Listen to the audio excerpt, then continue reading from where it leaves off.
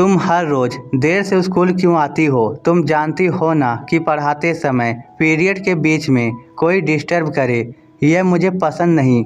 आज भी देर से स्कूल पहुंची मानसी पर क्लास टीचर रेखा जी बुरी तरह नाराज हो गई।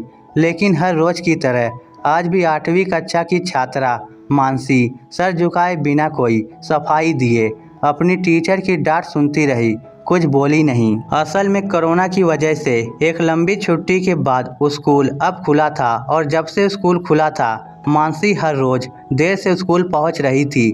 वैसे तो मानसी अपनी कक्षा की सबसे होशियार और मेधावी छात्रा थी, लेकिन अब वह हर रोज स्कूल देर से पहुंचती और टीचर की डांट सुनने के बाद पूरा समय गुमसुम सी रहती। मानसी अपनी सहेलियों से पहली की तरह घुल मिलकर खेलना तो दूर अब बात तक नहीं करती थी। क्लास टीचर रेखा जी इस बात को कई दिनों से नोटिस कर रही थी, लेकिन बच्चों की मनोवृत्ति माहौल के साथ बदलती रहती है, ये सोचकर कुछ खास ध्यान नहीं देती थी। आज रेखा जी को मानसी को ज़्यादा डांटना या हर रोज की तरह कक्षा से बाहर खड़ा करना ठीक नहीं लगा। आकर अपनी सीट पर बैठ जाओ। मानसी अपने क्लास टीचर का अपने प्रति नरम रवैया देख मानसी तनिक सहज हुई और बोझिल कदमों से आकर सबसे पिछली बेंच पर बैठ गई। रेखा जी ने बिना किसी व्यवधान के पढ़ाना जारी रखा, किंतु उनके दिमाग में मानसी का बदला हुआ व्यवहार और उदास चेहरा घूमता रहा। उन्होंने अपनी प्रिय छात्रा के भीतर आई इस बदलाव के पीछे की वजह जानने की कोशिश की। स्कूल की छुट्टी होने के बाद रेखा जी हर रोज रिक्शे से अपने घर जाया करती थी, लेकिन आज वह स्कूल के बाहर खड़े रिक्शा चालक के रिक्शे पर बैठने से इनकार कर पैदल ही चल पड़ी। आज रेखा जी को मानसी के घर जाकर उसके माता पिता से मानसी के विषय में कुछ बात करनी थी। अपनी सहेलियों से बिल्कुल अलग थलग अकेली मानसी अपने पीठ पर अपना बस्ता लटकाए सर झुकाए अपने घर की ओर चली जा रही थी और उसकी क्लास टीचर रेखा जी ठीक उसके पीछे पीछे।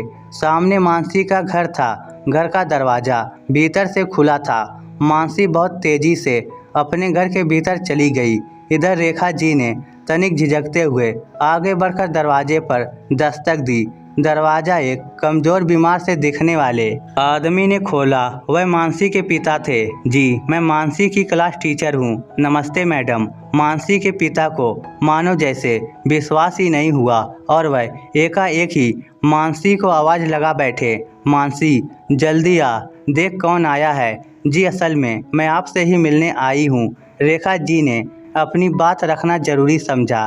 तब तक मानसी भी भीतर से बाहर आ चुकी थी और अपनी क्लास टीचर को सामने देखकर तनिक घबरा गई। यह रोज स्कूल देर से आती है, आप लोग इसे पहले की तरह समय से स्कूल क्यों नहीं भेजते? रेखा जी मानसी के पिता से शिकायत कर बैठी और क्लास टीचर की शिकायत सुन मानसी के पिता ने रेखा जी के सामने हाथ जोड़ लिए। मैडम, मैं तो इसे रोज टोकता हूँ, लेकिन यह मेरी बात नहीं मानती। मानसी के पिता ने अपनी बेटी की ओर देखा, लेकिन मानसी नजरें झुकाए खड़ी रही। क्या बात है मानसी, तुम अचानक इतनी कैसे बदल गई और अब किसी बात का जवाब भी नहीं देती हो? ऐसा क्यों?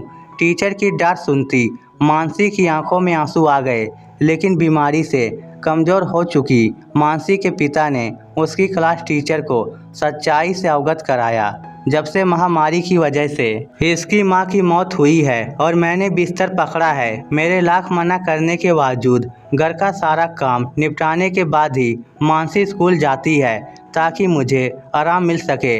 अचानक एक अप्रत्याशित सच्चाई से रूबरू होती मानसी की क्लास टीचर रेखा जी निशब्द हो गई। उनकी सारी शिकायतें अपने बीमार पिता के प्रति फिक्रमंद नन्ही मानसी की आंखों से बहते आंसुओं से धुल गई। इस स्टोरी को लेकर आपकी क्या राय है? नीचे कमेंट करके हमें ज़रूर बताइएगा। धन्यवाद।